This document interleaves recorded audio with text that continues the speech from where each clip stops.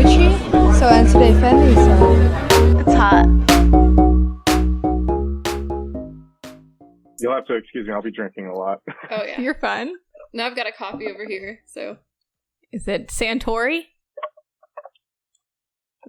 For a relaxing time. Mm-hmm. I knew it. Hi, I'm Nikki Jensen. I'm Brie Piccone. And we're Late to the Party, a podcast from two best friends mentally still in Tokyo circa 2003. And today we are discussing Lost in Translation, a film written and directed by Sofia Coppola. And we have on a special guest, Jay Molina. Hi. Hey, RJ. Thank you so much for having me. It's so cool to be on the pod. I listen. I'm a listener. Oh, thank you for listening to us. That's so sweet, because when I think of directors that I've worked with, you always come to mind. Because you were so sweet and you took the time, and that kind of reminds me of Sofia Coppola. I appreciate that. Thank you. I love Sofia Coppola. I've never met her, obviously, but she is a huge influence on me. Huge influence. When did you first discover her work? Gosh, yeah. This is going to be really bad. I discovered her the first movie. Actually, no. Lost in Translation was the first movie of hers that I saw. And I really didn't pick up anything before that or even after. The second movie of hers that I saw was The Bling Ring. And then I was like, all right, I owe it to myself to check out her whole filmography. But yeah, Lost in Translation was the first thing. But I didn't see it when it first came out. I was 12 when it first came out. I didn't catch it until college, actually, which I think is the perfect age. Same. I mean, I know Brie and I were talking. We both did projects in college on Lost in Translation, and we did a photo shoot where I was in a pink wig and fake cigarettes. Yeah.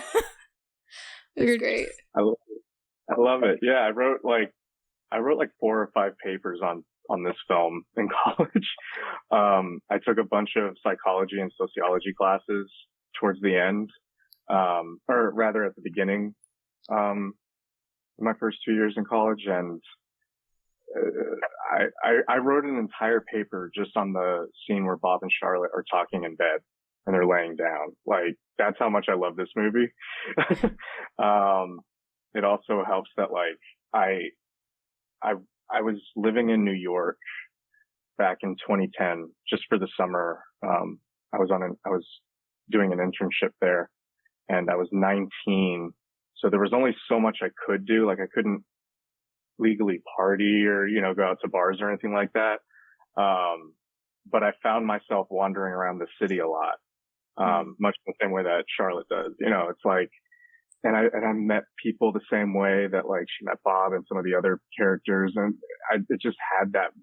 I had that experience, but I hadn't seen the movie yet, and so when I saw the movie for the first time, I was like, "Oh wow!" Like, and I had a lot of similar feelings, like, a lot of what she was experiencing, a lot of what Bob was experiencing, like a lot of not necessarily being lost in translation, but sort of that loneliness. Like, New York you can feel very lonely in that city if you want to, otherwise, you can do whatever you want there. But like, I related to this movie so much at that time that I ended up writing like I said, like 4 or 5 papers on it.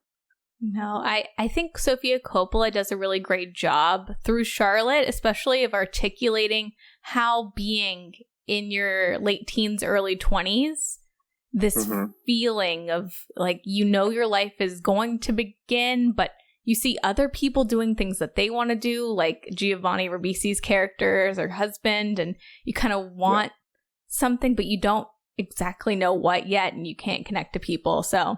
Yeah, like she's like, I tried writing and I didn't like that. I tried photography. It was just a phase. She's like, I don't know what I'm supposed to be doing. And then she listens to that like thing on tape. It's like, what is your sole purpose? I feel like I've tried to do that too. But I'm like, it never really got me anywhere though, but it's okay.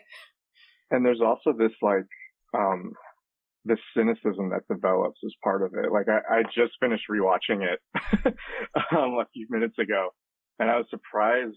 I've seen the movie so many times and I've written papers on it, but I never really caught sort of the cynicism that she had.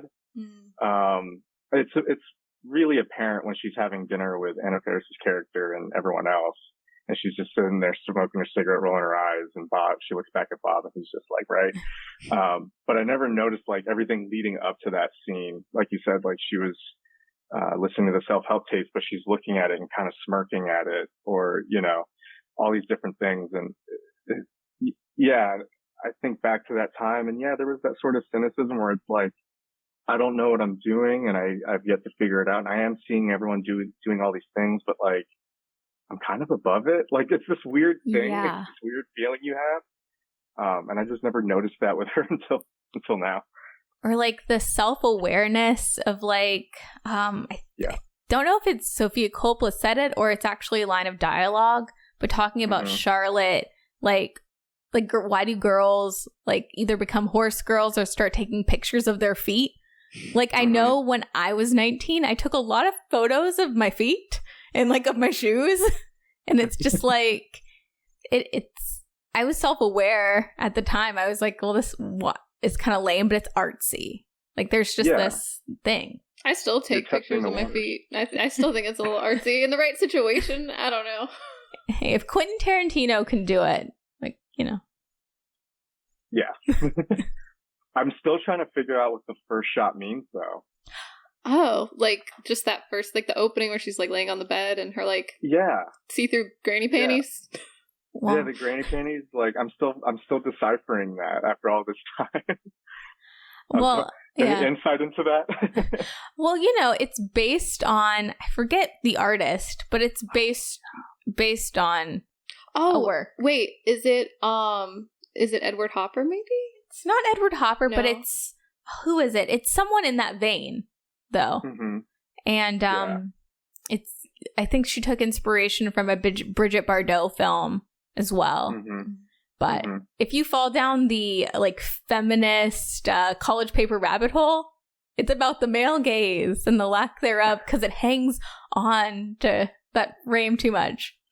So I see it. Okay. Yeah. It could work either way. It's interesting. Like, I've talked to other people about the film, and that shot in particular, like, I've come across people who found it very divisive, where it's like, you know, it's too leery or whatever, or it's pointless and doesn't mean anything. And I'm still trying to decipher what it is, you know.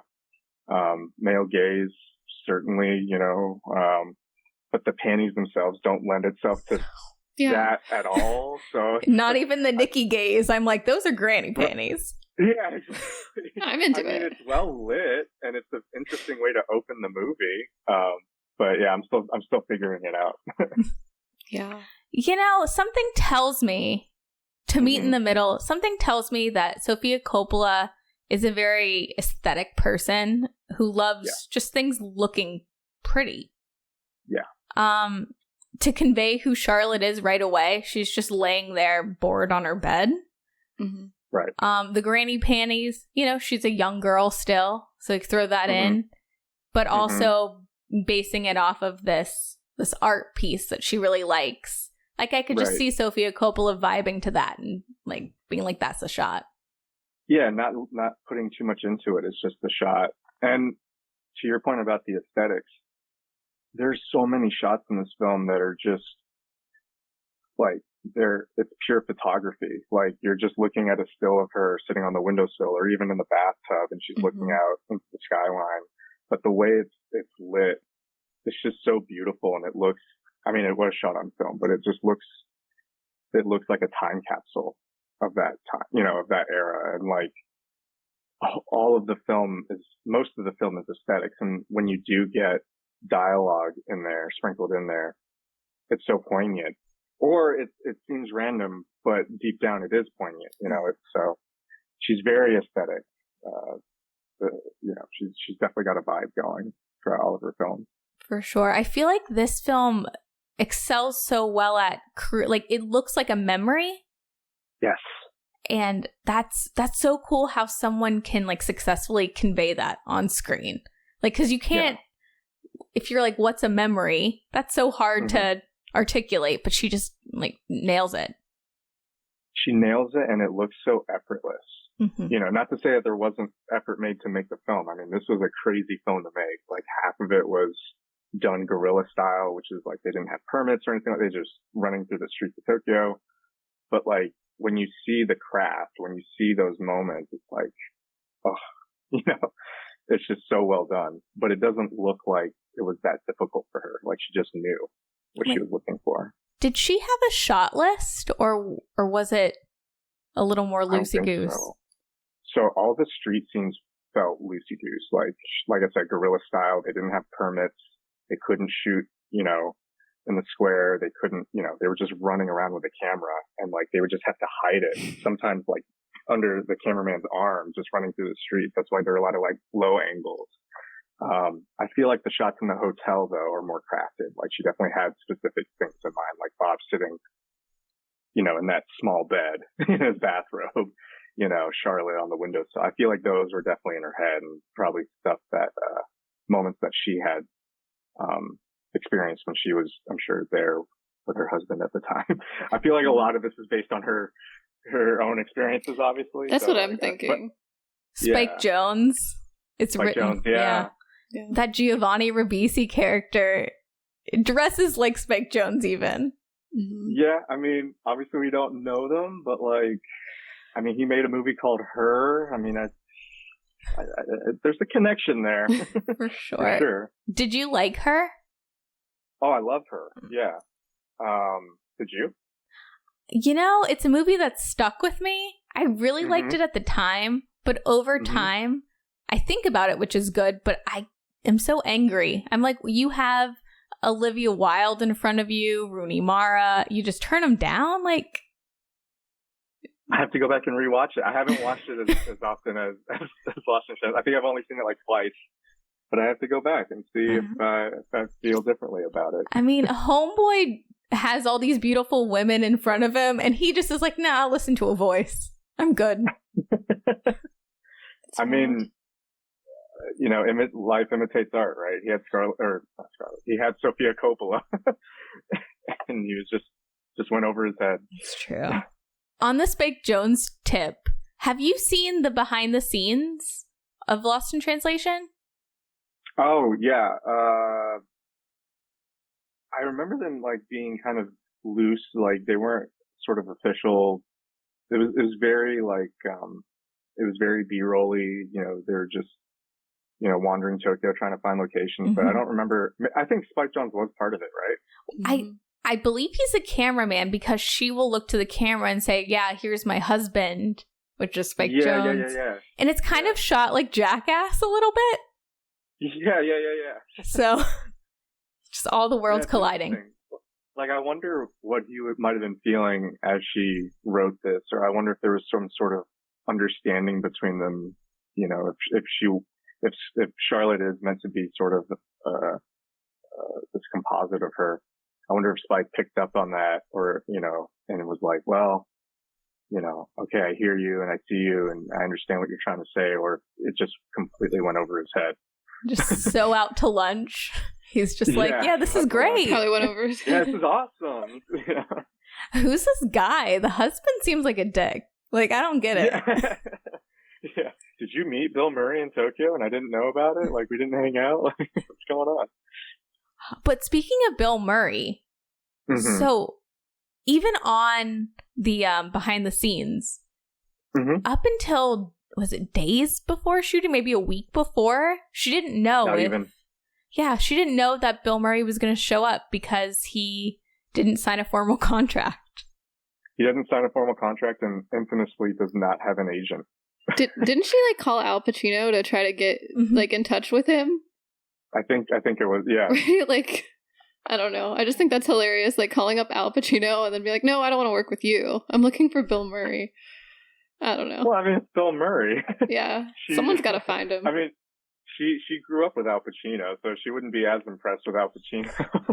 How could you, though? I know. No, I get it. I'm with you. I would have worked with either of them. But yeah, Bill Murray apparently is hard to get a hold of, and there's like a special number you have to call and leave a voicemail or something. Or no, sorry, not a voicemail. a message, because I think it's a landline. And yeah, he'll pick up if he likes it or he won't. Like it's a crazy thing. So imagine having, you know, you've worked on films, right? So it's like, imagine doing all the prep work and then days before you're like, I don't know if we have one of the main stars. That'd be so nerve-wracking. Well, and this movie rides on Bill Murray. Exactly. Yeah.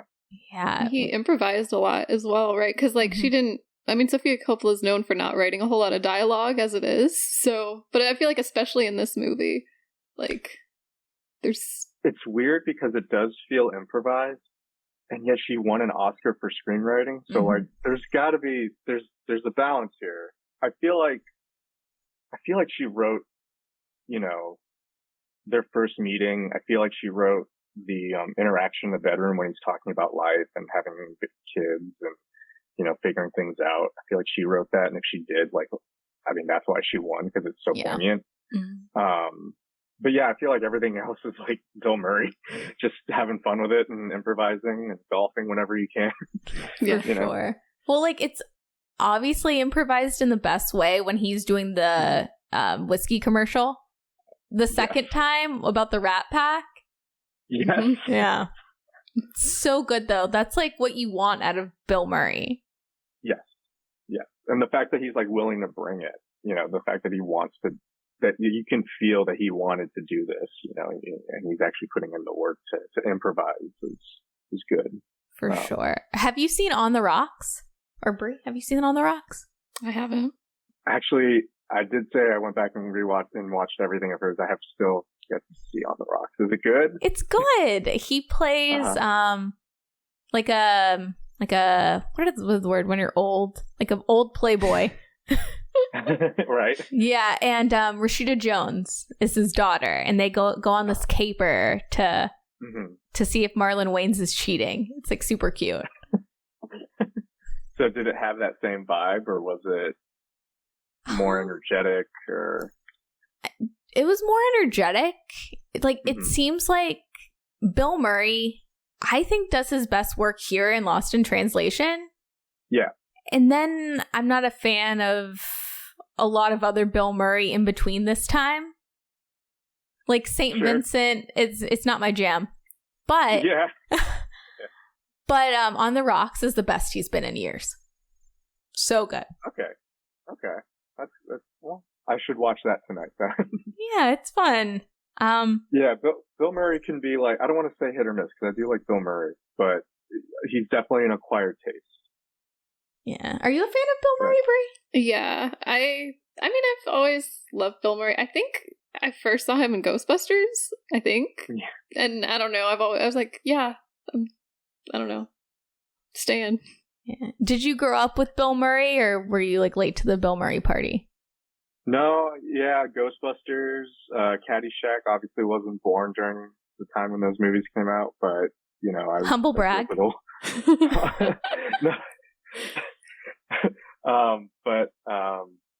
Yeah, I mean, my family loves those types of movies, so it's like you grew up watching them. Groundhog Day. Groundhog Day, all those movies. Yeah, I love watching them. And so I was surprised, like I kind of tuned out of all that. Like I was going through in high school and then early college, I was going through like the dark phase. Like I need to watch like the edgy European films, like The Dreamers and all that kind of stuff. Like not really paying attention to anything else. And then I came across Lost in Translation, and it kind of brought me back. And I was like, okay, all right, I need to pay attention more to this stuff. Yeah. I mean, Bill Murray, what was I going to say? Bill Murray is so interesting of a character in general. Yeah. I feel like he's definitely got some stories. Like there's some like rumors about him and all this stuff and his work ethic.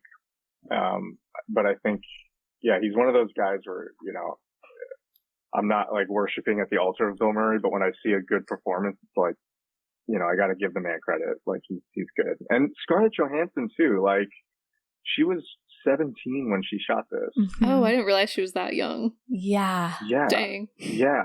She's not that much older. Like, we're in the same age.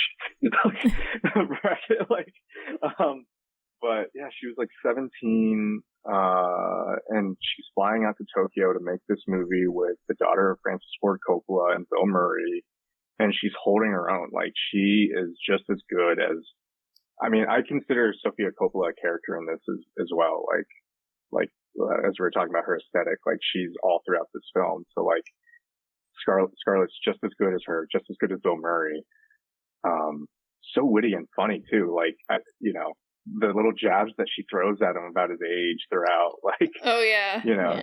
That was funny. Like when he hooks up with the like singer at the bar, and she's like, "Oh well, she's more like your age. Like, what you guys can talk about being born in the 50s and the movies you made in the 70s when you're still making them." Yeah, it's like, ooh, burn. I was like, ouch. The shade, but the shade. No, yeah, she's like really good. And holding her own. Yeah, she was really good in that. It'd be interesting to see like an interview with the two of them together this year, since it's like a 20-year anniversary. I'd be curious to see if like Entertainment Weekly would do something like that. I would love that. I saw the Howard Stern where she talks about Bill Murray and filming Lost in Translation, but I'd love a reunion. Yeah, because what did she say? It was like, I mean, she was obviously way younger than both of them, but it was kind of like, she just saw it as like a job, right? Mm-hmm. Like, she was just kind of like there doing her thing.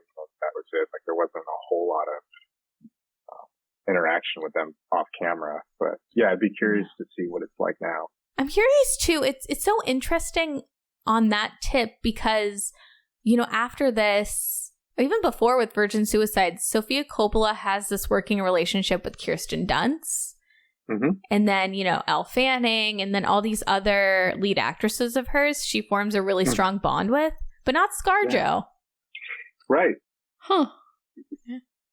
That's interesting. I didn't really think about it. Is that an age thing? Like, you know, she was younger and she was like, well, you know, I only know some, you know, I don't know. Like, but Elle Fanning would have been young, right? Yeah. I guess it's just who you click with, but it's just interesting how Sofia Coppola like keeps it in the family or in her like Sofia Coppola universe, but Scarlett Johansson it's like outside of that a little bit. Yeah, and I guess Emma Watson too, to a certain degree. Yeah, I felt like she was a really interesting choice for Bling Ring. It's like, wait, Emma Watson? Okay. But it worked. It works. And we got that GIF. Yeah, is it GIF? What do we think? What do you say? I can go either way. Thanks for your diplomatic answer. Yeah, were you skirting around it by saying GIF? Like, or do you say GIF? I say like, GIF, and everyone shames me for it. I don't shame. Phew, that's a relief. But when did you all see Lost in Translation? College. Yeah, I have like a similar like I feel like I had a similar experience to you, RJ. Like I Lost in Translation was my first Sofia Coppola movie I saw, and it was thanks to Nikki, because she was like obsessed with this movie and Sofia Coppola and kind of introduced me to her. And yeah. And then I think I saw The Bling Ring, and then recently I've seen her older stuff like Marie Antoinette. What is the other one now? The Virgin Suicides? Yeah, The Virgin Suicides. But Nikki, you've been a fan for a long time, right? Yes. As like a former Tumblr girl, I feel like I was exposed to Sofia Coppola a lot. And obviously I'd already seen Lost in Translation, but it was just that prime like young girl time where I was like also, my major in college was theater, and I, you know, took a lot of film classes, and I was like, well, Sofia Coppola, I just it seems natural to gravitate towards her. I would say too, like on Tumblr, like I remember that opening scene where she's just like laying on the bed. Like that was like, there were so many GIFs from Lost in Translation, and that was one of them that just floated around in the Tumblr, like the Tumblr sphere. And I don't know. I definitely reblogged. It was that and the hallway scene where she rests her head on. Yes. Yeah. Not that I was on Tumblr or anything. Right. Of course not. Were Tumblr boys a thing, or is it just Tumblr girls? No. There were Tumblr boys. There definitely were, Okay, yeah. I guess I was a Tumblr boy. Right on. Well, no, this film was theatrically released limitedly in September of 2003. And I do remember it coming out because it did have this Oscar buzz right out of the gate. Mm-hmm. And even as a little kid, I've been obsessed with the Academy Awards. So I already kind of knew, I was like, oh, this is Francis Ford Coppola's daughter. At that point, I didn't hear about the Virgin Suicides yet. And, you know, just the 2004 award season was Return of the King. Right. Heavy. And then like Johnny Depp getting nominated for Pirates of the Caribbean. That was a thing. Right. But then Sofia Coppola gets nominated for Best Director. Best Writer. Yeah. Or Best Screenplay. Like, she was like, she just came out of nowhere. And yeah, you had all these big movies, Pirates of the Caribbean, Return, you know, Lord of the Rings. But it's great that the Academy like recognized small films like this one. You know, it's just as important, I feel. Maybe not visually or cinematically or whatever, but like just in the emotions and the feelings that we get from watching it and why we can relate to it. It's very, it's very important. For sure. And I even think it's really interesting how they campaigned. So and that like, I'm not aware of. How did it go?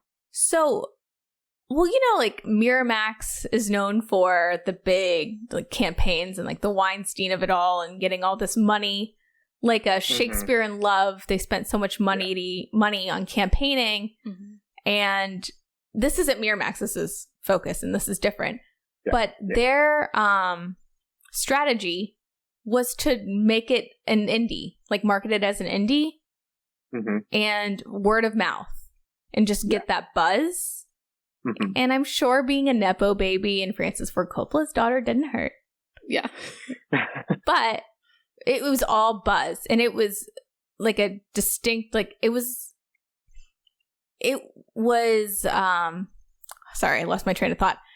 But it was like, we're going to make this look like an indie film, which it is. Yeah. Mm-hmm. It is, yeah. And we're going to push it as this indie. Yeah. So. I mean, even the soundtrack's pretty indie, right? Yeah, a lot of air. Oh my gosh. That soundtrack is amazing. I mean, it's only been a few years since I've watched it, or I've seen it, because I showed it to my fiance during COVID.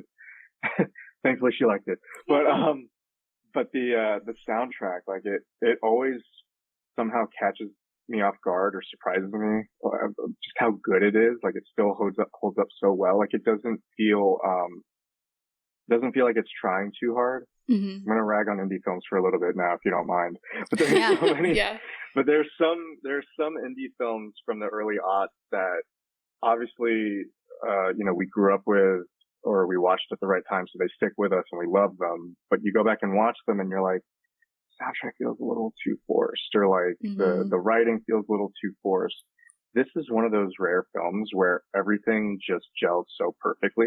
Mm-hmm. As I said, it's not, it feels effortless, and that everything about it is so, timeless. Like it doesn't get old. Like, yeah, there's so much air, but like, Air's good. Like you're never gonna sit there and go, "That's a bad song by Air." Like no. And so an example, I guess. I'm sorry, this is gonna be bad, but an example recently of a film that I rewatched from that time was Garden State. That's what I was thinking of. Mm-hmm. And like, there are a few songs that are obviously very good, but the soundtrack as a whole, I'm like, this feels like it's trying too hard. Mm. Like it's so weird. Like, and I didn't feel that when I first saw it. I first saw the movie and I'm like, oh my God, yeah. So smoking a cigarette, like I get this. This is totally me, Yeah. But now looking back and I'm like, gosh, why does this feel like it's trying so hard? It's so crazy how the indie films of 2004 that were like big breakouts were what? Garden State and Napoleon Dynamite? And Napoleon Dynamite holds up over Garden State. It's crazy. I haven't seen Napoleon Dynamite since then. It holds up. That's crazy. It oddly holds up. But Garden State doesn't for you anymore? Not really. To your point, I think, and this is no shade to Zach Braff. Right. But he's not a tastemaker in the way Sofia Coppola is. Mm-hmm. So Sofia Coppola is so involved in her soundtracks, especially, and, she knows Air, and she knows personally Phoenix, obviously, because she married the lead singer. But she just loves music and in fashion and that stuff. She just has good taste. So of course she's going to be like, let's choose Alone in Tokyo or Too Young by Phoenix and plop that in. Yeah. Let's get Kevin Shields in here. Yeah. It's not like Zach Braff being like, I feel like I can just see his gears turning a little more. Like he listens to something on the radio and is like, I got to put that in a scene or something. Whereas like, it feels like Sofia Coppola was actually sitting with this stuff for years and going, it's not about the song itself. It's just this feeling that I get. Because there are moments in the film. Oh gosh, what's that scene? I think it's, oh gosh, I'm sorry for the delay here. I think it might be Death in Vegas, or it might be a Kevin Shields track, but there's this abrupt cut once we hit a new location. And it's just like, it goes to show, like, that cut specifically, for me, just goes to show that she doesn't care so much about the song, but rather the feeling that we were getting in the previous scene. But we have to move on. Like, there's no more time for it. Like, we have to move on to the next thing. Oh, yeah. That explains a lot. Yeah, something like that. But that's an interpretation. I don't know if that was her actual thinking behind it. But, like, with Zach Braff, what you're getting is a music video. Oh, yeah. You know what I mean? Have you seen, gosh, what is it now? When it's that Julia Roberts film that we saw. What is it? Eat, Pray, Love? Yeah, there's a scene in that movie where it just like the music goes on way too long, and it is kind of like a music video, but it takes you out of the movie a bit. It's like, you know what I mean? Like, you're just like, why is this here? Why are we lingering for so long? This isn't purposeful at a certain point. So it's just cool, I guess. Yeah. Yeah. I think the only song that still holds up for Garden State is Frou Frou's Let Go at the tail end. Perfect. It's a perfect. That song reminds me of The Holiday, though. So I know, yeah, The Holiday took it. I love The Holiday, man. I'm glad you guys did an episode on that. I'm glad that they took that song and changed it in my mind from the Garden State to The Holiday song. The Holiday, yeah. It worked so much better. Jude Law just walking through that bar or that pub. And then Cameron Diaz just pokes her head out and she's like, hey, what's up? Love that movie. Same. So good. I haven't seen Garden State in a hot second, but I do love the Shins. So yeah, I love the Shins too. Yeah, it sounds like I was like bashing. No. But it's like this feeling. I don't know if it's like me getting older with it and like looking back on it and going, this feels like the indie film that like high schoolers and college kids want to. It's like the Pulp Fiction sort of thing where it's like I have the Pulp Fiction poster because I'm a college student and all this type of stuff. But like, and I did, so I'm making fun of myself. But yeah, like growing up now, I'm going, like, I get what you're saying, and yeah, those are all valid things, but it does feel kind of outdated in a weird way, Whereas like Lost in Translation, as I said, just feels timeless all the way through. I agree. I mean, for me, like, it was 500 Days of Summer, the indie film of my generation. I don't know for you, Brie. Yeah. But like that soundtrack is also very, it is antiquated to look like an indie soundtrack in a weird way. And it's funny because that film is directed by a music video director. Oh. But it doesn't overstay. Like nothing overstays its welcome. Everything is there, and I feel like it's done very precisely, and it works. God, I'm gonna rewatch that now. I've never seen 500 Days of Summer. Really? Yeah, I have so many movies that I just like. How are you friends with Nikki and you haven't seen that yet? I don't know, Nick. How? I know. I feel like that movie defined who I was for like a good chunk of my life, like 5 years. 4 years. Yeah. How many times did you see it in theaters? Oh, none. But I did buy it on iTunes. Okay. For like $15. So, For like $15. I saw it at the AFI when it first came out, and I had no idea what it was. Didn't see a preview for it. Oddly enough, my sister took me to see it. I don't think either of us knew what it was going into it, and we were both walked out of it going, "That was really good." It's like, yeah, it was.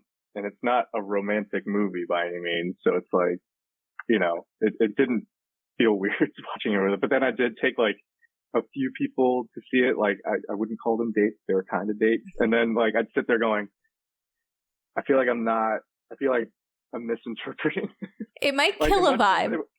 It might kill a vibe. And I was doing what Tom was doing in that movie, misinterpreting like the vibe that I was thinking the movie had. I don't know. It's such a good movie. It's so misunderstood, I feel like, nowadays. I feel like that too. I'm glad that Lost in Translation yet, knock on wood, hasn't gotten the 500 Days of Summer treatment. Exactly. Or even the Garden State treatment to some degree. Yeah. But kind of to talk back to the 2004 award season a little bit, just because when this comes out, this is going to be our Academy Awards month. Nice. So naturally we had to talk about Sofia Coppola because she was the third woman ever to be nominated for Best Director. Wow. And then who else was there? Catherine Bigelow. Yeah, for Hurt Locker. And then who was the first or the other? Who was the first? Something says trivia. Jane Campion, but let's see. Oh, the piano? I think so. Yeah, that makes sense. She's really good. She's an interesting filmmaker if you haven't seen her work yet. Oh no, it was Catherine Bigelow for The Hurt Locker. Ooh. She was the first. Oh, to win. Yeah. Yeah. That makes sense. Yeah. And that's really unfortunate that it's just those three, right? Like, there's so many films that have come out that like warrant that kind of recognition. Trying to think, what was a film that I saw? This was like back in 2018. Yeah, Fast Color. You ever seen that? Mm-mm. Directed by Julia Hart. It's a superhero film, but it's not like a Marvel or DC. It's not based on anything. It's its own thing. But that's a film that was one of my favorites of 2018, and it's one of those films where it's like, how is Julia Hart not recognized? How was the main actress, not recognized? Like, I feel like a lot of indie films go really so far under the radar nowadays, or they're like relegated to streaming services that like you don't hear about them, or they're just they don't get the recognition. Or I've always been surprised, like Lorraine Scafaria has never been nominated, like even for Hustlers, like that never happened. Right. I love that movie. That yeah, was so like, good. What the heck happened there? Because that's a director's film. Like I know, like J-Lo gets the attention, but so much thought. There's so much thought into that film. Like on the surface, it's very. And I love seeing that movie in theaters because there was a lot of dudes who were sitting there going, all right, let's go. Let's do this. And then it's the Magic Mike effect where it's like, it's a little deeper than you think, Wait, Magic Mike is deep? Here. That's what I've heard. It can be. It can be. Have you all not seen it? No. What? Do you recommend? Oh, yeah. It's Steven Soderbergh. I mean, how can you not? That's true. I feel like that's one of those marketing things where I didn't realize it was Soderbergh. Mm-hmm. And Soderbergh through and through, like, it has his flourishes, it has his touch to it, it is, it has the colors and all that. And yes, there's the stripping, there's the dancing, there's Channing Tatum's ads, there's all that stuff. But it's a little bit more than that. It's more than that. Wow. Well, if I knew that, I may have watched it. Like, I feel like the marketing did the opposite for me. I'm like, I don't need to see this. Like, no offense. It's kind of the Hustlers thing, right? Like, yeah, you watch the previews for it, or you see J-Lo and you're like, I'm down. Oh yeah, and if then J-Lo's you go and there. watch it. Yeah, and then you watch it and you're like, oh, this is, this is heavy. Like, this can get a little heavy. Yeah, I recommend it for sure. That's based on, like, Channing Tatum was a dancer, right? Mm-hmm. So that was his real life. Oh, practically, right? Wow. Yeah. And now, don't get me wrong, like, the second film in particular, it's got some scenes. So if Okay. you're looking for those scenes, they're there. But it's still heavy. Like, it still has its thing. Nice. It's still trying to tell its story. But I wanted to see Hustlers because of Constance Wu. Mm-hmm. Oh, You know, yeah. she was coming off Crazy Rich Asians, and I was like, this girl's awesome. Like, you know, I hadn't seen Fresh Off the Boat. I think that was the show she was on. I She's really good. liked that show. Yeah. It was good. Yeah. Okay. But, Crazy Rich Asians was the first thing that I saw her in. So I was like, well, I gotta support, you know, I don't care what it is. Gotta support. So, and then I was surprised. And I was laughing as dudes were walking out of the theater going like, that's not what I paid for. It's like, you're an idiot. You still paid for it. Like, you might as well just sit through it, watch the movie. Oh, that's funny. Yeah. Well, gosh, I don't know how to transition, but I might as well ask. There's kind of an elephant in the room talking about Lost in Translation. You know, speaking of Crazy Rich Asians, the way they depict Japanese people in this film. Yeah.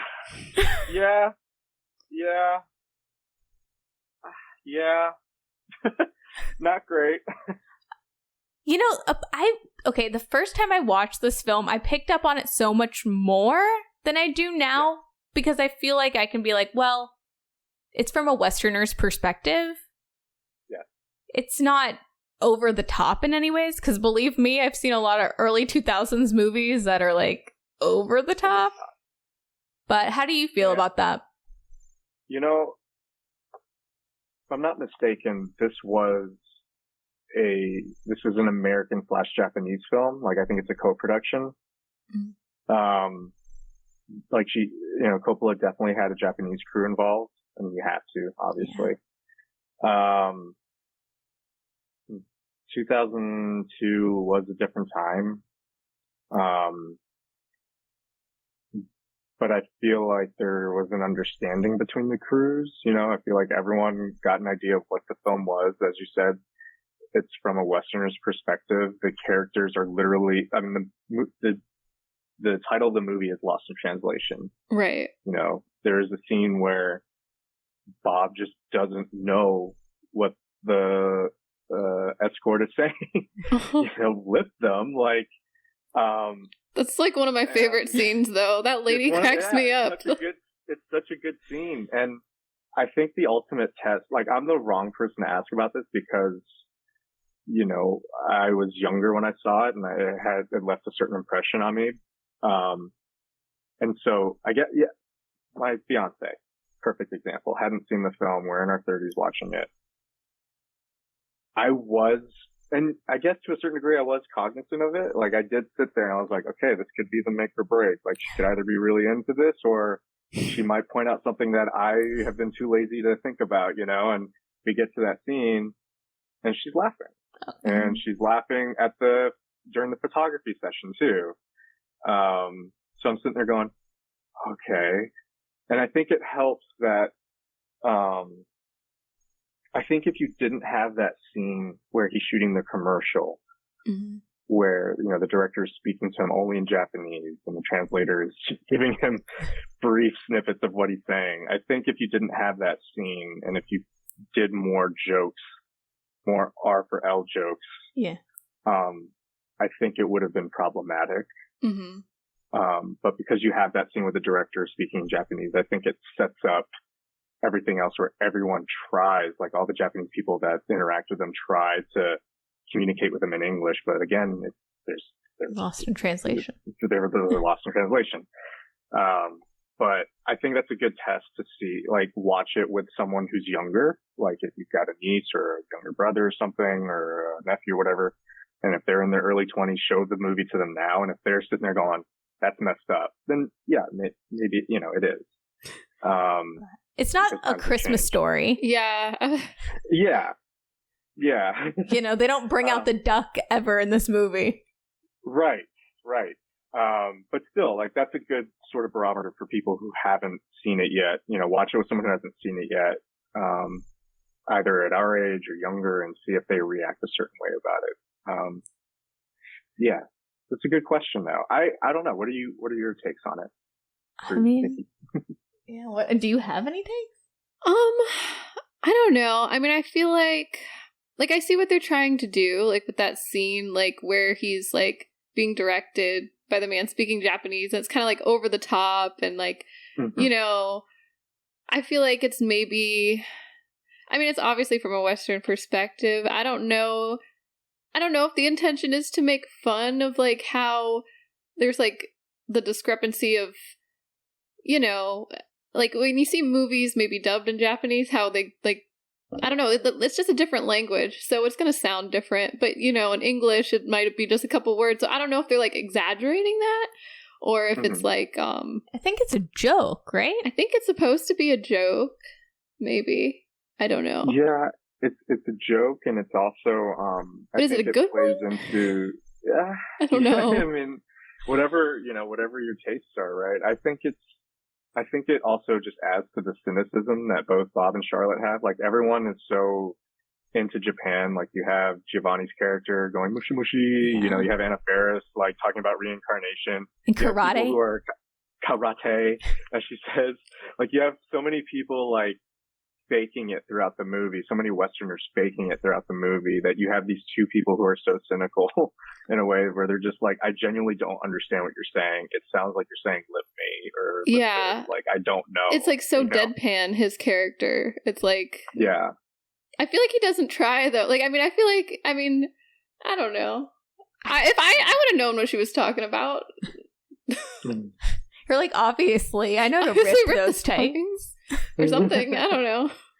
But it's hard for me because, like, I have pretty much the same ethnic background as Sofia Coppola, so I know I'm coming from like a different perspective. Like, if I was Asian, maybe I'd feel differently, or maybe not. But I don't see any malice, but I don't. But you know, I'm kind of cool with it being like you said, that there's the certain Westerners that are really into the karate and, you know, into the culture almost in a gross way. Yeah. And then there's just these two cynical people who, like, I think are trying. Yeah, they're trying, but Bob, I think, is past that point. Yeah, anyways. I don't think he's trying. Yeah. Like, well, I'm half Asian, so I don't see any problem. Like, I'm part Filipino, and, you know, I could do an impression for you, right, of accents, like, you know, and movies have done it. You know, and I've yet to come across something that's really offended me in that way. Again, if the whole movie was like that. Yeah.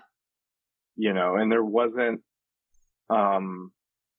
a balance of like having people who are really into the culture versus people who are trying to understand the culture. If there wasn't that balance, then yeah, I think I'd be offended by it. But like I said, like, she was working with Japanese crew members on this who, you know, had to read and approve and want to work on the script. So yeah, I don't think there was any malice. No. I don't know. I haven't heard anything about it. Like, I haven't heard any negative discourse about this. Oh, which is, I mean, that's good. My ignorance, I guess. No, perfect. That's a place I would love to live, because it's just in recent years, that's the only thing people want to talk about, it seems, on my end of the internet. Like, their think pieces on, is this offensive? Oh, really? Yeah. Interesting. Yeah, I mean, the only discourse I've come across is sort of the, I guess, I don't want to call it weariness, but like the opening shot. Like, you know, I've had friends who have seen it for the first time in their mid to late 20s, and they're going, "Oh, that's sexist," or whatever. And it's like, well, I don't know. I mean, if she was wearing a thong, I think maybe. Yeah, if you're wearing a thong. Like, I don't know. But again, I mean, that's their opinion, so yeah, it's true. And like, film Twitter is a different beast in general. I feel like they're either gonna play the race side of it, or they're gonna play the gender. It's just, not to sound like a Joe Rogan, but they're always gonna play something. There's something. I think you'll find fun discourse on Letterboxd if you're not already on there. I love Letterboxd. Yeah, we love Letterboxd. Yeah, I think that's a good medium between everything. For sure. At least you'll get some good puns instead of reviews. Oh my god, yes. Yeah, I'm not crafty enough for those. Same. I'll have a slightly good one, and then I'll read it back a day later like, that didn't hit. Yeah, I know. I think the most latest one I wrote was for the menu. If you haven't seen that, go watch That's so it. good. Oh man. It's so good. But I wrote in my review, I was like, this was an awesome cheeseburger. It's not really anything. It's just a reference. So that's how lame I am when it comes to writing on Letterboxd. That's fun though. I want to find you on Letterboxd. That's cool. Mm-hmm. Yeah, I should go back and see what they're saying about Lost in Translation though. Yeah. I know I haven't looked that up. Yeah. But I guess a Letterboxd review would be like, the way they handle the Japanese gets lost in translation. Yeah. That's film Twitter. Yeah. But actually, can we discuss kind of where the film goes with these two characters? Mm-hmm. yes. My sort of interpretation of the whole movie is that, it captures kind of this moment in time where two people who didn't know they needed each other found each other. Mm-hmm. And it's not like an over-sexualized thing. It's not, and it's very innocent. It leaves you like feeling so satisfied to find this type of relationship. And you throw yourself at it, like you kind of go through like this flow, this ebb and flow with it, but then it's over before you know it. And you kind of leave it as that. Like you don't try to pursue it any further. You just kind of let it be and let it be, this moment in time. I don't know if that was your interpretation of it, but I mean, 100%. And I feel like this movie, it hinges on all the glances that they make, all the words that they didn't say, all the, just tension and the silence, and just like how it is. Like I'm just thinking of that moment where they come back from karaoke and he tucks her into bed, and there's this moment where right before he turns off the light, he's kind of staring at her, and it's as if he wants to be like, is this going to, like, what are we doing? And she's just like, night. And he doesn't do anything weird, or he's just like, okay, turns off the light, checks on her one last time, and then leaves the room. Like, I don't know, it's so innocent, I love and it could have gone so many ways. Yeah. No, you're fine. I love the relationship ambiguity, because at times he seems like a mentor, almost a father figure, sometimes like a friend, well, most times a friend, sometimes like a potential lover. And I feel like you meet those people, or at least for me, I met so many people along the way where it's just like a moment in time where you have this connection, and you're like a little puzzle piece in their life, they're a puzzle piece in yours, but you end up going your separate ways. And it's not often those times don't end on a bad note. It's just like you said, it's a puzzle piece. Yeah. It's like, I know we were talking about before, like the Discord, like the film Twitter of it all, but this is a movie that really is like, it's all ambiguous. It's all subtle. It's something you can't define and you can't put in a little box. It just is life. Right.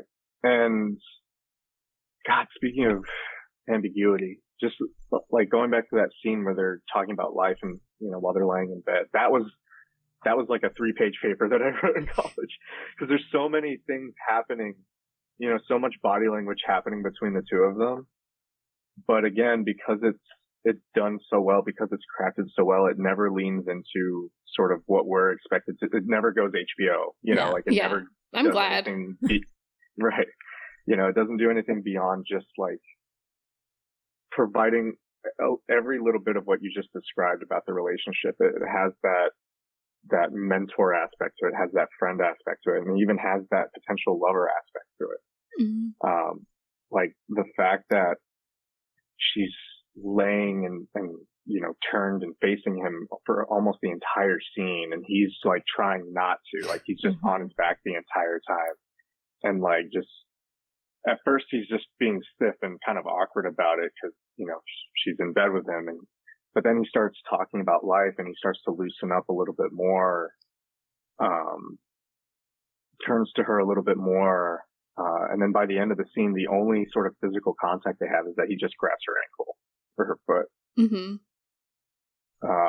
It's just really beautiful. Like, it's just like, I don't know. I strive to make stuff like that.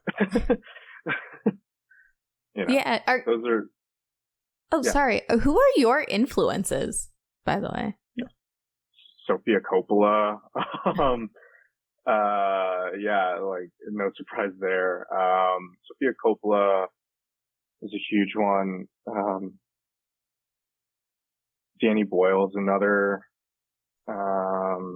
Who else? Danny Boyle's obviously a huge 180 to Sofia Coppola. But there's David Mackenzie is another. He's a British filmmaker. And if you haven't seen, I guess the most recent thing he would have done that you might have seen is either Outlaw King with Chris Pine or Hell or High Water with Chris Pine. I've heard of that one, but I haven't seen it. It's good. But I think it was his first film, Perfect Sense. Oh my gosh, like, that movie is heartbreaking. Like, if you need a good one, like, it's with Eva Green and Ewan McGregor. Ooh. But yeah, David Mackenzie's an influence, not just because of how he can move genres. Like, you don't feel like you're watching a David Mackenzie film. It's just, you know, like, as opposed to a Danny Boyle film where you're like, this is obviously Danny Boyle. Even Sofia Coppola has a style, you know, has a certain style to her. Well, I can see the similarities between Danny Boyle and Sofia Coppola, oddly. Really? Because Oh, I guess so, yeah. Because Danny Boyle has so much, he puts a lot of thought into his works. So does Sofia Coppola. Just, it's completely theirs, and they're very invested in it in a way that's theirs. Different. Yeah, it's theirs, and it also and there's a lot of craft involved, right? But it's one of those things where when you watch what they do, it feels effortless. Mm-hmm. You know, like, none of it feels forced when I'm watching a Danny Boyle film, like the high angles or anything like that. And then he even does go kind of loosey-goosey the way Sofia Coppola does. Like, yeah. Yeah. It's just like, it's just, you know, turned up to 11, you know, with him. Yeah. But yeah, I could see it. I could see it. Sure. Oh, what do you all think Bob said to Charlotte at the tail end? You know, I don't know. All I know is this time I tried to listen, and I think I heard something that said, like, maybe I'll miss you, but I couldn't make out anything else that he said. So yeah, I don't know. I heard no one will ever believe you is a possible, but I don't think it's that. What do you think? I, again, was listening for it this time. You can kind of make out towards the tail end him saying,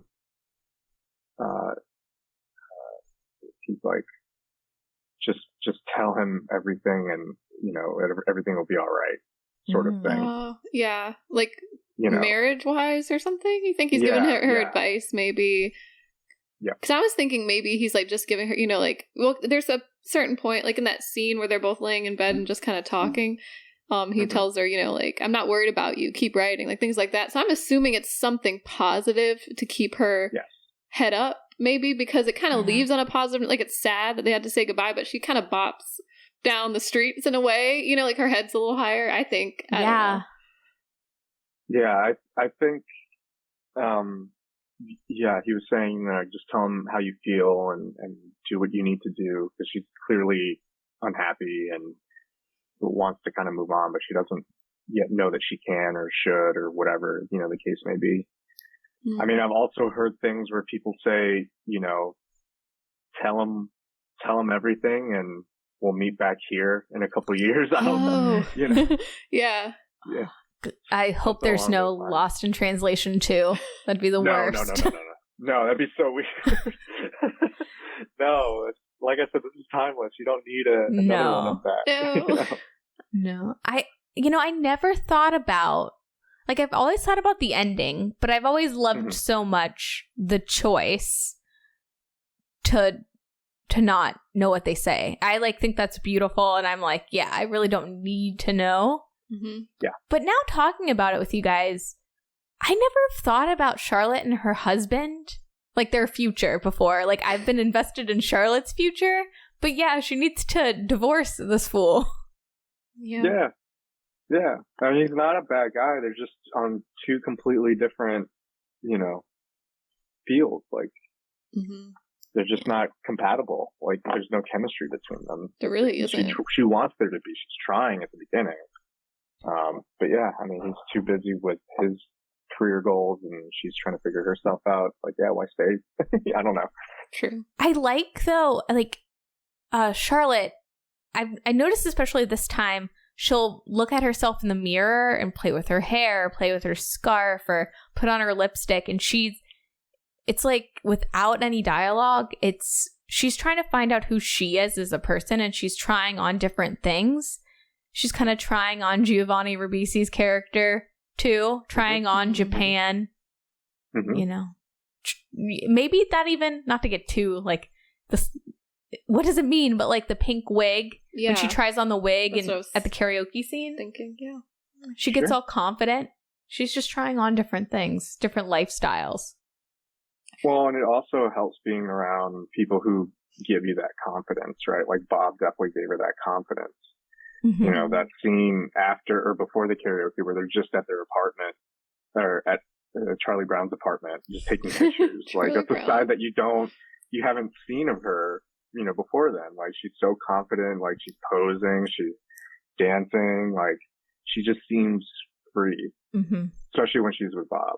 Yeah. I don't know. And same thing goes for him. Like, he's experiencing things that he hasn't felt in years or whatever, like, this freedom and this fun that he's having. And like the scene right after, the morning after, when he calls his wife and he's like, oh, it was so much fun. I met these guys.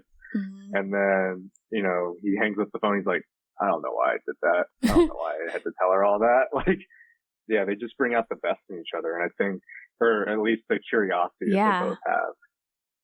Yeah. Yeah. No, and I even love the scene when they're in the hotel room and Bob tries on the like orange camo shirt. Oh boy. And then instead of just changing into a different shirt, he just flips it inside out. That was really funny. He's like, yeah, I was afraid of that. Like, he's trying too hard, like. Yeah. But Charlotte doesn't, she makes the joke like, oh, you really are having a midlife crisis, but she's not like, please go and change that. Like, please get the heck out of here. Like, she's understanding, she's open to it.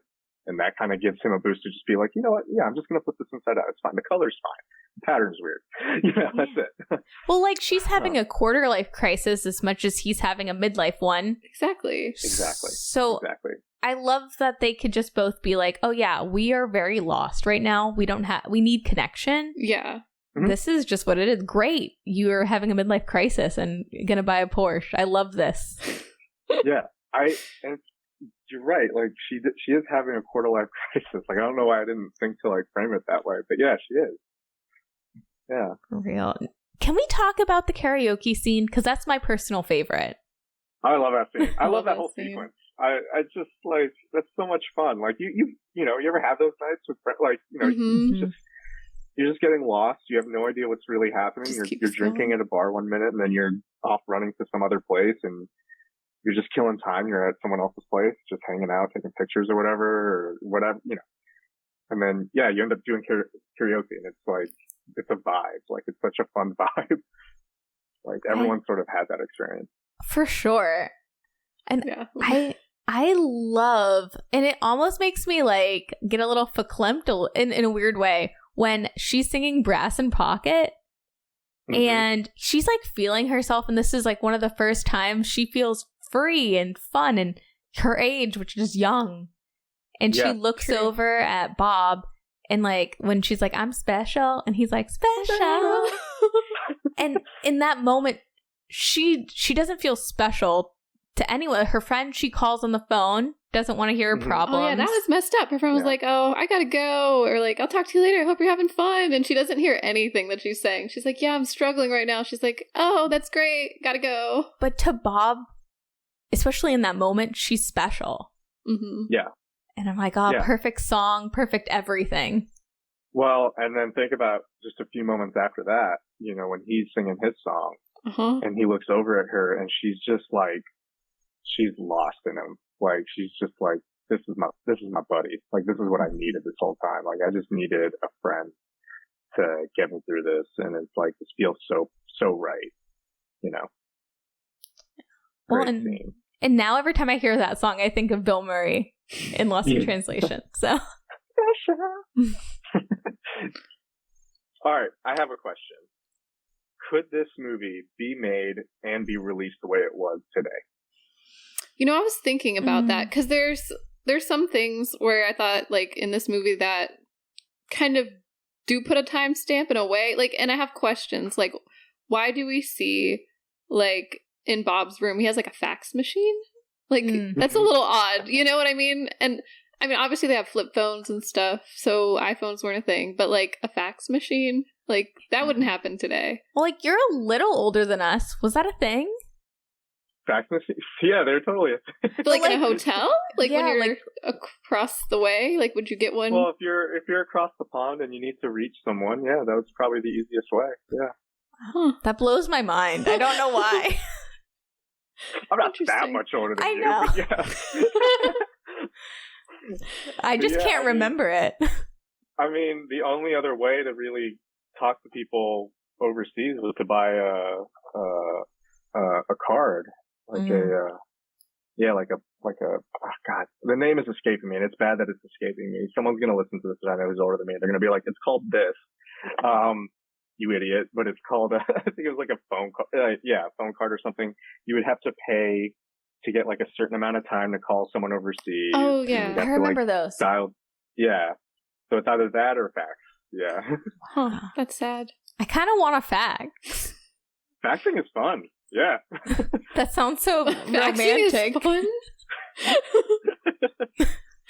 I don't know. We're actually speaking of old technology, like for my wedding we're gonna have this old sort of, no, not a rotary phone, but we're gonna have like an old, like early 2000s phone that you can pick up and leave a voicemail or a that's message so on, cool. during the wedding. So it's like, but it looks like, oh God, they look like those, what is it? What are they called? Like, they were like this long, they were clear. Oh, the clear ones? Yes. Oh, those are cool. You can see all the wires and stuff. Yeah, to see all the wires. Ours isn't going to be clear. I think it's going to be pink, but like looks like one of those phones. So. Oh my God. If I get married, I want the Bratz phone. The lips. Ben, take notes. Well, there was also the burger phone, but I was like, people might not know what that is, so we should probably just stick to something old school. I'd want a duck phone, like Jersey Shore style. Jersey Shore, yeah. People will definitely know what that is. But yeah, faxing was the thing. So yeah, so there are certain things that sort of date the movie, but as far as, like, do you think this movie could have been released in theaters today? I think so. Yeah. Yeah. With some minor, it is a timeless film. I think it could, but I think that, like, it would have to be the right house for it. Like, it can't be anything Disney adjacent. They're not going to vibe. Right. It would just have to be like an A24 piece. Yeah, an A24 film. I love those films, but I feel like a lot of those films have to have a hook, a crazy hook to draw you in, and for you to, like, I don't know what the hook is for this that would be like A24 worthy. You know what I mean? Yeah. Like it's almost like a documentary. Like you're just it's just a day in the life of these two characters. There's obviously a lot happening beneath the surface, as we've talked about, but there isn't like that big twist. There isn't like that big thing that'll really hook people in. Like I was thinking about it, as being like a Hulu or a Netflix type movie, and like, would it go under the radar if it was just that? You know what I mean? Like, because you have all these big blockbuster movies kind of dominating the space now.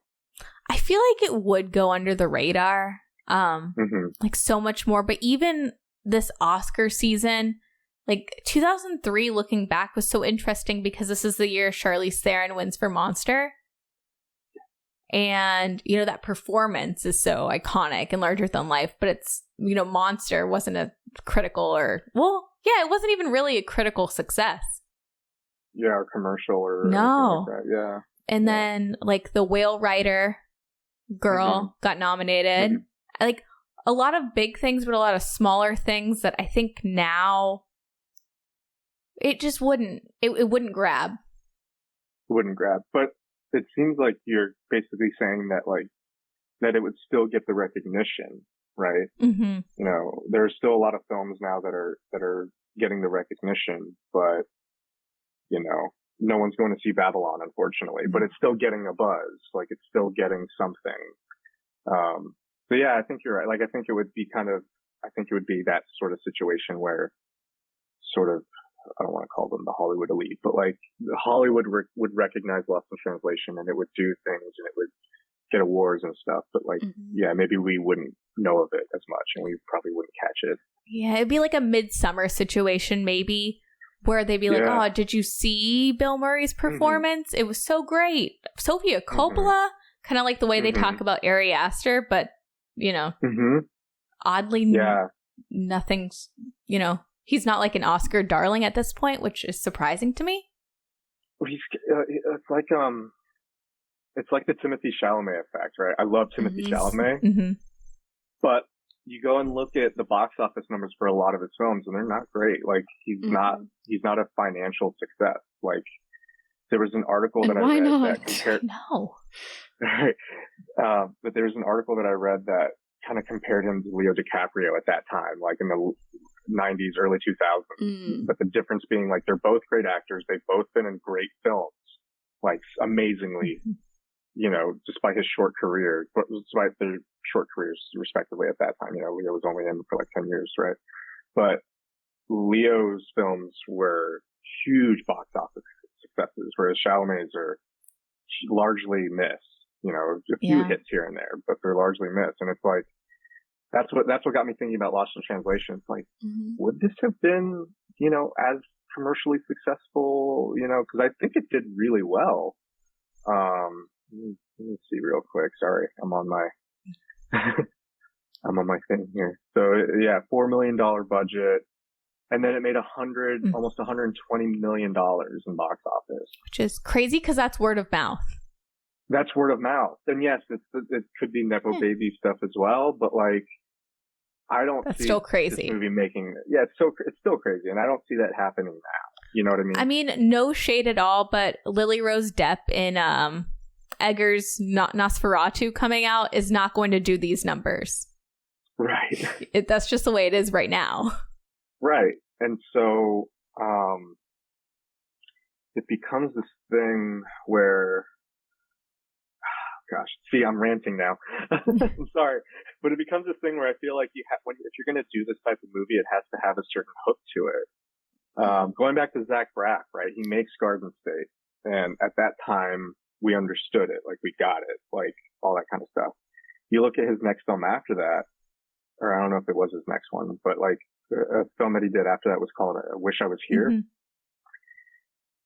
And it looks like a similar story of a guy who's having a midlife crisis, but there's a sci-fi hook to it. You know, there's this imagination sequence, or I don't know how you would describe it. There's that whole sequence where there's CGI, there's robots, there's him in a spacesuit. Like, I feel like a lot of movies that are trying to do this type of stuff now need that hook, that weird thing about it. And that movie's almost 10 years old now, you know, so it's crazy. He was like thinking ahead, being like, well, no one's going to watch this one that's like Garden State anymore. I have to add something to it. I do see the Greta Gerwig similarities, though. Yeah. Because Lady Bird doesn't have a hook. Right. Lady Bird doesn't. Is that based on anything or no? It's semi-based on her life. Okay. But then even, I mean, unfortunately, as excited as I am for Barbie, like, that's still a big movie. And she got Little Women right after that, which is kind of similar to Sofia Coppola with Marie Antoinette. But Sofia Coppola is such an auteur that like I just hope that doesn't leave Greta Gerwig in this pursuit to be a notable director right now. Yeah, you don't see Sofia Coppola doing anything like this, like Barbie, right? Like you see her kind of sticking to her what she can do and do well, right? Not having to compromise, But was On the Rocks released theatrically, or was it strictly Apple? I think it was strictly Apple. See, there you go, right? Like it's one of those things where you and was it something that you would have liked to have seen in theaters? It would have been a fun romp. I would have liked to see it in theaters. I don't think it would have performed well because people don't seem to vibe with that right now. But I would have loved to see it. And there wasn't like a crazy hook to it, right? It's a father-daughter bonding story, right? Yeah. Yeah. It's very 80s in the, very 80s, story. Yeah. Okay. But that's the thing, right? Like I love those types of stories. I love movies like Lost in Translation. And when I was in college, I wanted to make those types of films, but now it's like, if I tried to, they've got to be short films. Like no one wants to see a feature length version of that anymore, I feel, unless you're already a fan of the genre or the style or something like that. You feel like you can't be like Scorsese and just, you feel like you can't be like Scorsese and just have like a really like The Irishman, like just make a really long film and I don't know. Yeah. Have you seen The Irishman? Yeah, I've seen it. Yeah, I can't get Netflix to finance like a feature-length dream movie. I know. But maybe one day. But maybe, who knows? Well, but that's the thing, right? That's a streamer, right? Yeah. That's a good point. It makes me feel weird. Honestly, like big movies going to streaming just makes me uncomfortable. I don't like it. I don't like this whole like I get for the pandemic why things happen, but I'm like, why did we keep it this way? Like, can we not just go back to the movies, y'all? Like. Yeah, I don't get me wrong. I will sit there and watch Avatar: The Way of Water in 3D. I've seen it 3 times already. We're going to go see it a 4th time. Like, I love those big movies, but I do like seeing an A24 film in theaters, like there's something about it. It's just movie going in general. Like there's something about just seeing it on the big screen, even if it's not an action heavy movie. Like I want to see Tokyo, shot this way, Lost in Translation. I want to see that on the big screen. I want to see those shots of Charlotte on the windowsill overlooking the vast skyline on a big screen. That's just as important to me as, Navi swimming through water, I agree. I mean, I love going to the movie theater. It's, it's one of my favorite things to do. We're planning on seeing Titanic when it re-releases in the theater. So I feel like that would be awesome. Well, I've never seen it, and I have to see it on the big screen. Wait, what? I give Nikki a hard time about that. You've never seen Titanic? No. Well, at least your first time will be on the big screen. Yes. Right? You don't get that chance a lot. Mm-mm. Yeah. The last time it was on the big screen, I think, was 2012. 100-year anniversary. But I want to hear I can't wait for that podcast. I know. I'm excited. But oh man. But while I have you here, we were talking about, the state of the film industry in general, and I, we haven't really caught up because we went to college together. And you were a videographer, a director, and a photographer. Do you still do those things, right? Please say yes.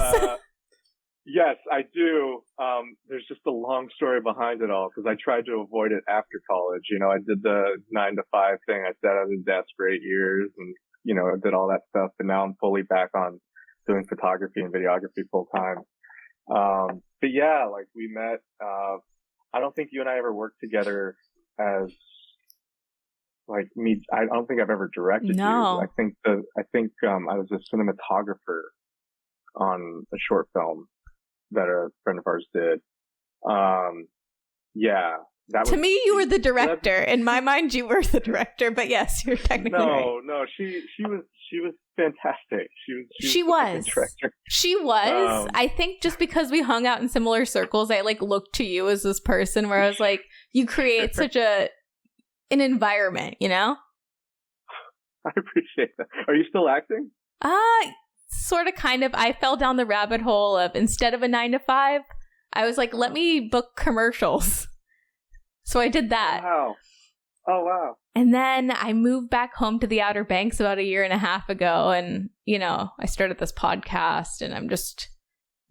Well, I love the podcast, and we should definitely collab if you still have the acting bug.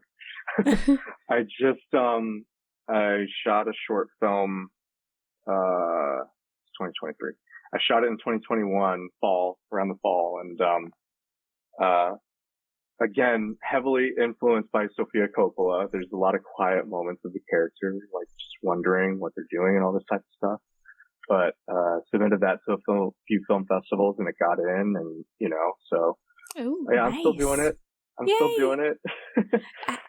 The state of cinema, has that affected your work at all, or not? Maybe for the best. I don't know. How has it affected you? So I'm still being stubborn about it. Like the last few short films I've done, I always run my scripts through other people, and I'm like, hey, do you like this? Do I need to rewrite it? Whatever. And I have one friend in particular who, she's great. She's an awesome writer, and she always throws a huge wrench in, and she'll be like, what if we added a sci-fi element? What if it's an android doing this? And I'm like, no, that's not what I want to do. But she's really creative. And so, yes, it has affected it, because I recognize that, to get into more film festivals, it's probably something that I should start doing more, is sort of blending some, what we talked about, like blending interesting hooks in to get people in. But I guess that's how influenced I am by Coppola, is like, I'm putting my foot down. I'm like, I will ride this train for as long as I can. Just try to make it as much of an actor's thing as possible. Like, I'm not going to try to put myself in it. You know what I mean? Like, my take on trying to get noticed, like, let me try to put sci-fi stuff in here. Let me try to put horror stuff in here when it doesn't need it. I'm not trying to do that just yet. Oh. But yes, it is affecting. Well, things always flip too. Like, that might not always be the forever mold. Like, they could see your work, like Sofia Coppola, and and just vibe with the authenticity of it, which that's what I love about her. I think that's it. That's all I'm trying to do, is just be as authentic as possible. I mean, the short film that I did, that was the compromise with this short film. I was like, I'm not going to do robots. I'm not going to do anything like that. But it does have something to do with technology, and it has something to do with disconnection. So it's about this woman who turns to the dating apps to try to find someone, and she goes on. The whole short film takes place over the course of a day, and it's her on this virtual date with a guy, and she's just on FaceTime with him the entire day. They go to a restaurant together, they check out her city together, but it's all over the phone. And there's this thing that happens towards the end of the date that kind of brings her back, opens her back up a little bit, and makes her realize that, like, she's probably more disconnected now than she was at the start. Wow. I like that. That's not the turn I thought it would take. Huh. What's that? I said that's not what the turn I thought it would take. Oh. That's so interesting. Where do you think it was going to go? I don't know. Like, I guess something positive. That's so interesting, though. Like, more disconnected. That's the way I wish her ended. Right? Like, it kind of ends on a happy note. Like, who does he end up with? Amy Adams at the end? Yeah. And no, he probably more deserves realistic happiness. Oh. Yeah, he doesn't deserve it. All right. Well, I wanted to send it, but I didn't want to. We had our topic. I'll send it to you all after this, though. If you guys, Yay! I would love to watch. Of course. Okay. Anything else? And then, I'm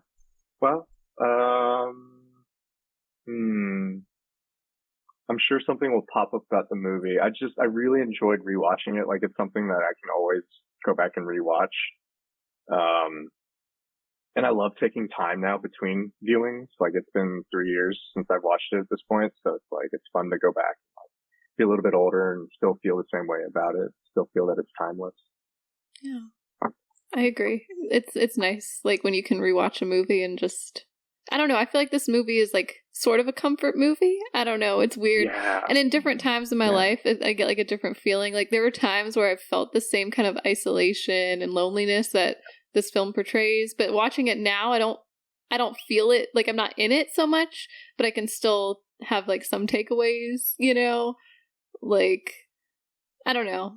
And I just like that it is kind of just that moment and you can rewatch it and it's not anything too serious or it's just like. You can still empathize with it and then take the moments that are joyful, like the party scene and like kind of be in that for a while. Yeah. But if you're feeling down, you know, you can go and see the moments leading up to Charlotte meeting Bob where she's alone in her hotel and her friends aren't connecting with her the way she needs them to be. You know, there like, yeah, exactly. Definitely. There are pieces throughout that you can glean from it whenever, you know, you're feeling something.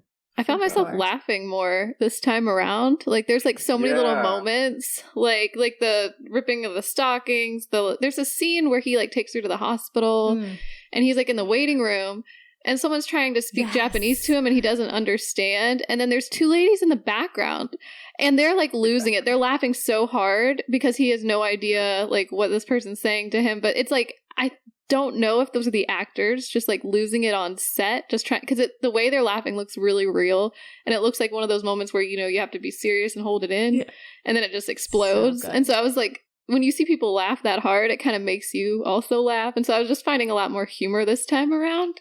I don't know. For sure. I mean, I love the juxtaposition too of like when you think of Japanese, like the Japanese, you think of this front of being like the business, the, you know, really proper.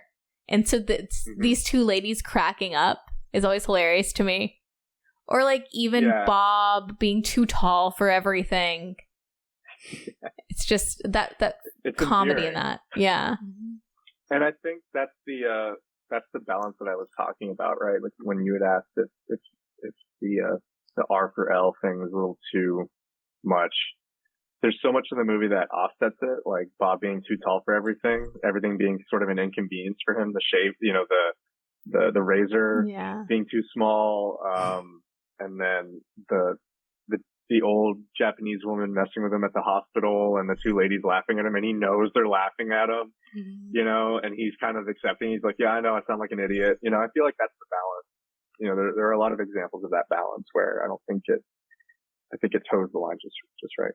Yeah. Even, I forget what they're called, but the temples, when Charlotte first goes to them and calls her friend and is like, I can't connect. And then later on she goes back and she feels like very different and, you know.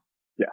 There's a respect there that was lacking the first time that she had. So yeah, there are moments where at least Charlotte does. I don't know that Bob finds that level of respect, but Charlotte certainly does. You know, she feels it a lot more by the end. And God, that sequence is so beautiful. So beautiful. Yeah, I just love this movie so much. Yeah. Well, it's also comforting. It's actually comforting to me watching this film because it's like, especially if, you know, we as the audience are kind of Charlotte. To be like, oh, she's having this time where she feels really lost and to see this as like a memory in time and then to see like, oh, she's going to go off and have different memories, just like you know, you're going to feel lost. No one's going to understand you. You're not going to connect right now, but you know, you're going to say goodbye to Bob and you're going to divorce your douchey husband and then you're going to become a successful auteur and end up marrying the lead singer of Phoenix. So, you know. Exactly. Well, you know, I didn't feel that, it's not that I didn't feel, but I went to the Philippines recently. And when I landed in Manila, I was like, I kind of had a Charlotte and Bob moment where I was like, I was taken aback by everything, obviously, but I wasn't connecting.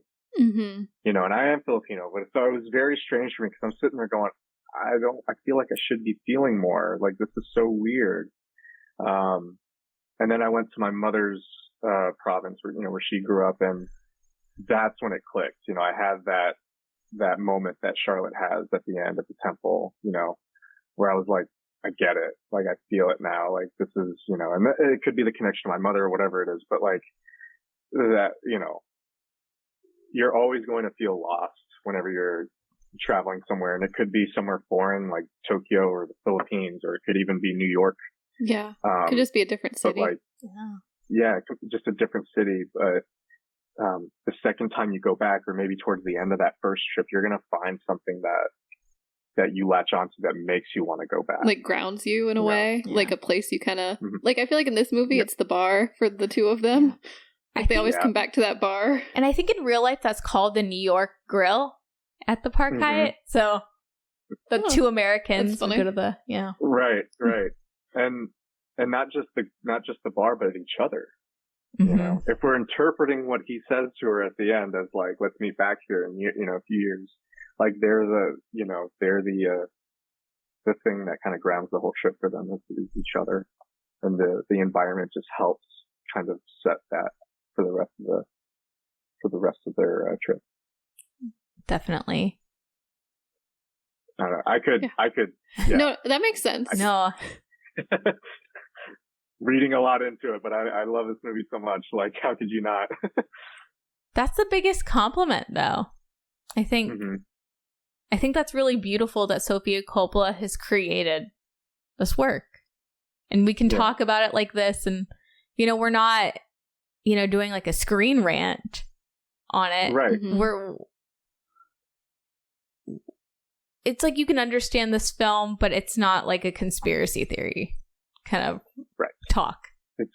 Yes, there's enough ambiguity to it that you can really just put whatever spin you want on it, and you know, as you were saying, Brie, like it can work on whatever you're feeling at the time, whether it's you just need to lighten up and experience some comedy, or you need to, you know, get something off your chest because you're feeling, you know, sad about something. Like there's a little bit of everything. Yeah, it has it all, just like the Park Hyatt Tokyo. Basically. I want to go there, but it's so expensive to stay there. I know. I was looking up prices online during this viewing, and I was like, "What? Okay, just watch the movie again." Yeah, but you know, it looks like a fun time. So yeah, it looks like, you know, it's a relaxing time. Yeah. Wow. Have you ever been to Tokyo? I have not. No, I want to get some like real ramen there. I mean, there are other foods. Yeah. I know, but like I just love ramen, and I want like real ramen. You know what I mean? You want you want the real deal. You want to go to like this, you know, place off the street. You know, yeah, like super fancy. Yeah. Have you been? No. Hopefully for the honeymoon. Yeah. Oh, nice. We'll see. It just opened back up, but we'll see. Or Japan just opened back up, but yeah. Wow. In my mind, COVID times are far behind us, but I do realize places are still opening up. Still opening up, yeah, it's crazy. But yeah, I want to. My original plan was to stay at that hotel, but yeah, after looking at the price, I'm like, there are other places. Yeah, maybe just go to the bar there. Yeah, you could still go to the bar. That might be good enough. Yeah. Well, do you have anything you'd like to plug? I already plugged my short film, and I didn't mean to. I'm so sorry. No. Plugging. Let's see. Yeah, the short film is done with the festival circuit, so now I'm just trying to find a way to get it out there. But you all will get a free link to it, so don't worry about that. As a thank you for having me on the podcast. I am writing the next few short films, so I'll keep you in mind, Nikki. Okay. If you're interested. Yeah. What's going on with y'all? What's the plan for the rest of the year? Ooh, I feel like you guys are pretty consistent. Yeah, we've really been trying to be. Yeah. Yeah. I have my own podcast with a friend of mine, and it can be tricky sometimes to just coordinate times. I mean, he's a doctor, so that's another thing. But yeah, like I really love what you all have done with this. It's great. Thank you. Thank you. So wait, what is? You're doing video format now? We are. Yeah. You're on YouTube. So that's a new thing. Yeah. Yeah. So you have a podcast too? Yeah. Tell us about that. Yeah, it's called Conscious Rewind. It's basically me going over movies with lots of translation. No, we talk about, what do we talk about? Conscious Rewind. So it's a lot of what has kind of influenced our preferences over the years. So yeah, movies, video games, books, music. We're in season 2 right now. I think we have 2 episodes in already. We only do 5 episodes a season, or at least that's the goal. But they're long format. It's my best friend from high school. He's a doctor. He studied psychiatry, psychology, all that stuff. So it's a lot of him just picking my brain and being like, oh, so you're really just thinking this. Oh, and this That's funny. that, you know. Sometimes we'll do like, first date questions with each other, you know, just to keep it fun. But yeah, our own little podcast. Awesome. We'll check it out. Yeah. Also, it's not as cool as this. Nah. Not as consistent as this. Also, that piece that you wrote about your trip to the Philippines is very good. So I suggest everyone read that. Oh, you did read that. I did. Thank you. It's really good. Thank you. Yeah. Should I keep writing? Yeah. No, it's a beautiful piece, but thank you. But yeah, okay. thank you. Because I do tech stuff a lot of the time, so I was like, maybe I should just put this out there. I don't know. Those were like fresh thoughts, right after coming back. So that's great. So, yeah. Well, thank you so much, RJ. Yeah, thanks for being on our Nikki, pod. Thank you, Bree. Yeah, this was so much fun. Yeah, I'm happy to talk movies. You know, I'm not the first guest, am I? I don't think I am. No, you're the second guest. Second guest, yeah. Okay. And hopefully you can come back on. Yeah, we'd love to have you back sometime. I'd love to. Yeah. I'd love to. Maybe for the Titanic episode. I'll wax poetic about Titanic. It's all good. I love that movie. Oh, well, thank you again. Yeah, no, thank you again for having me, and best of luck on the pod. And yeah, if you all need anything, if you need a write-up or review, I'll do it. Just let me know. For sure. Yeah, and I will obviously plug the podcast. Thank you so much, RJ. Thank you. Thank you both. Well, thank you. Bye. Bye. Bye.